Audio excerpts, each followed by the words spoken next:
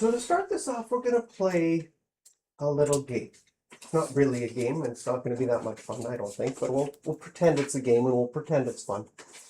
And what I'm going to do is I'm going to draw an angle, and we have to either decide if yes, the angle I drew was in standard position. You don't have to write this down. Or no, it is not. So I'm going to draw a bunch of different angles, and we're going to slowly plot, have a bunch in the yes category and a bunch in the no category. And the idea is, if you see enough examples of yes and enough examples of no, could you write the definition just based on the pictures that you saw? And that's often a really good way for understanding what a definition is, rather than just writing it down and you nodding and writing it down. So here we go. Starting off, I'm going to start off, here we go, and I'm going to draw the angle right here from there to there. Move that together. Now we have to decide, is this an angle in standard position or not? And some of you are like nodding your heads. Yes, this one is. So I'm going to move it over into the yes category.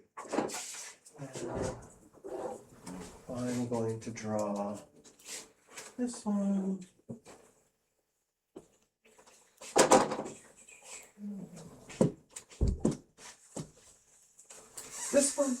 This one is a no.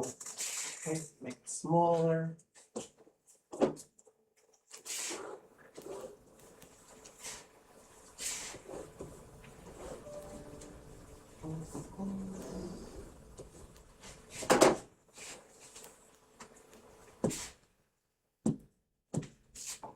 This one, no, that one is a no.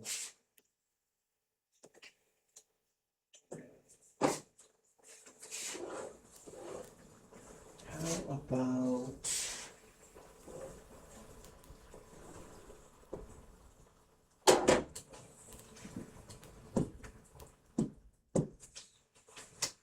this one?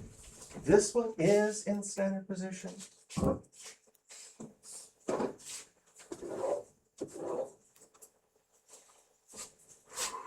Let's see here.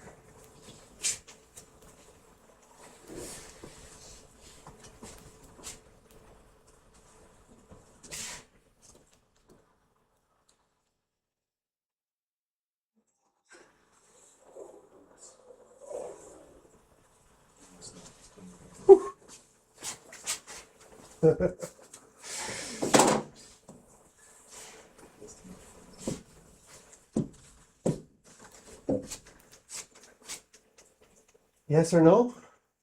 Oh, yeah. I did one where it's like before people were like all either in agreement with yes or no. This one I got some different viewpoints on it. This one is it is, yes. What? Okay.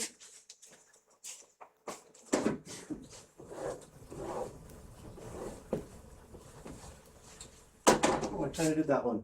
Oh well. What do you think of this one? Oh, it's altered. All right. This one is. This was a no. Wait, doesn't it look like almost identical to that one? Whew. Do we need, like, I'm trying to think. Oh, do I have enough examples that, so the trick in doing this is, do I have enough examples that there's only one definition you can come up with, right? If I haven't done enough examples, you could have said a bunch of different answers. I think I want to do one like this. Hi, could I please have Andre to the office? Yes. Thank you.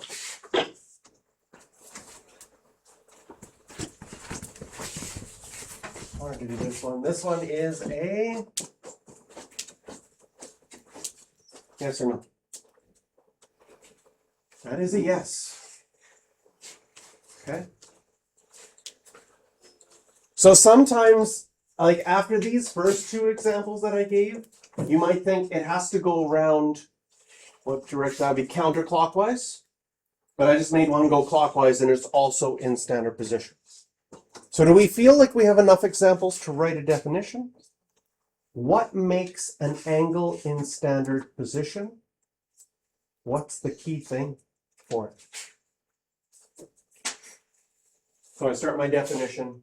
An angle in standard position, an angle, wow, an angle in standard position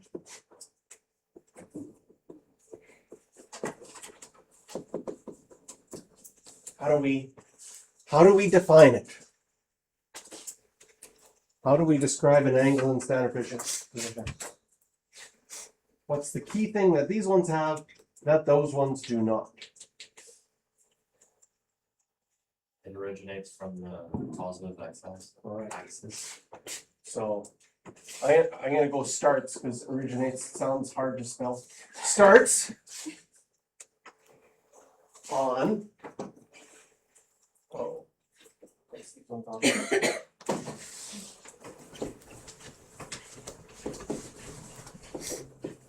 A positive x-axis. It can go either in this direction, and it can go around as many times as you want. So it could be this, or it could have been this angle. Those would both be angles in standard position. Okay, they're starting at the positive x-axis. You could start at the positive x-axis and go in this direction. We're going to find out that the blue ones are positive angles. So if you are going counterclockwise, your angles are positive. If you are going clockwise, like the red one, your angles are negative. So for example, this looks like about negative 135 degrees. This blue one looks about 40 degrees. This is an angle in standard position. So some things they had draw an angle in standard position, and they gave on the exam they gave a measurement. They gave roughly 228 degrees. They said, could you draw 228 degrees as an angle in standard position? And then you would have to say, where would 228? It's positive. So I would need to go this direction, 90, 180, 228. I'm going to guess about there. Students who forgot the arrowhead on that part lost a half a mark because a standard position has to start on the positive x-axis, and so we show that it's starting by putting an arrowhead on the other part. Does that make sense? That shows that it started, because without an arrowhead, it could have started here and ended here, and then it's not in standard position. Of course, on the exam, they didn't give degrees. We're going to learn about radians in this unit. They actually asked the students to draw 4 radians instead of 228 degrees. And 4 radians is approximately 228 degrees. Right? Everybody know their radians really well? 1 radian, 57.13 degrees. Great. All good. Good. Oh, nice. We get to learn something. So, the angle needs that arrowhead on there. Those are angles in standard position. Okay. Next definition. Also a review from grade 11.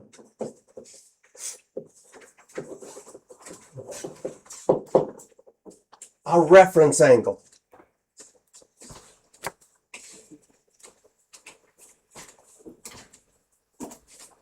I'm going to draw 4 of them. And I'm going to draw 4 angles in standard position, 1 in quadrant 1. Ooh, do you remember your cast rule? That this is quadrant 1. I'm going to pick 20 degrees in quadrant 1. Then I'm going to draw an angle in quadrant 2. I'm going to pick 160 degrees. I'm going to draw an angle in quadrant 3. I'm going to pick 200 degrees. And I'm going to draw an angle in quadrant 4. And I'm going to pick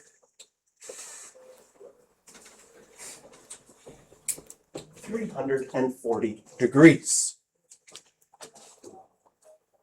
And in each of these examples, I did this on purpose. They're all related to each other because all of them have a reference angle of 20 degrees. So in the first one, if this is the angle theta, I'll write that in black. That's the angle theta. We write our reference angle with a little r. If the angle was x, we would write x with a little r. So if my angle is 20 degrees there, my reference angle is 20 degrees. If my angle theta is 160 degrees, my reference angle is 20 degrees again.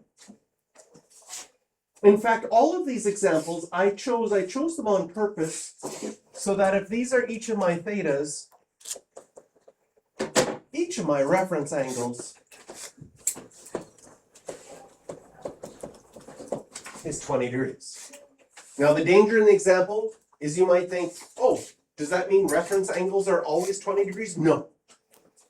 Reference angles change. They're not always 20 degrees, but in these examples they are. How do we figure out the reference angle? The reference angle, okay, we're going to add some new terminology here, is the angle between, here's a new word for you,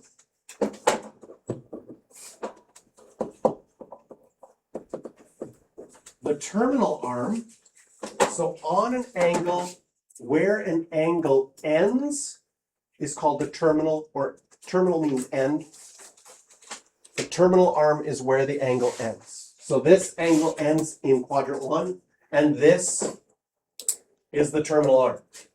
Here, angle ends in quadrant 2. That is where it ends, the terminal arm.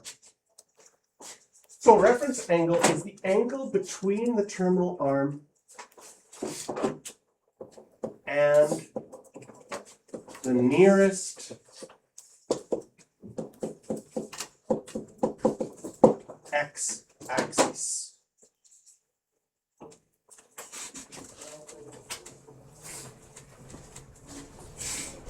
So in this first one, okay, and maybe I'll make another note. It is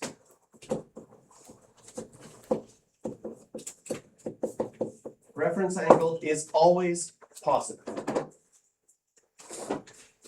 So here's my terminal arm. I go back to the x-axis.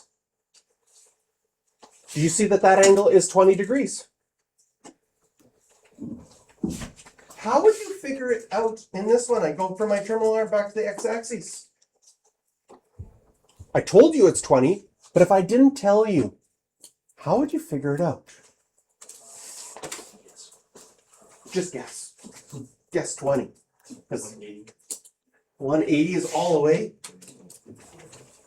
Minus the 160? Yes. So it makes sense that if you went all the way, that'd be too much, 180. If you subtracted the 160, you would get what was left there. 180 minus 60. Okay? This one, if I go back to the nearest x-axis, how would I figure that one out? I take my angle, and I've gone past 180, so I'd have to subtract 180 degrees from it.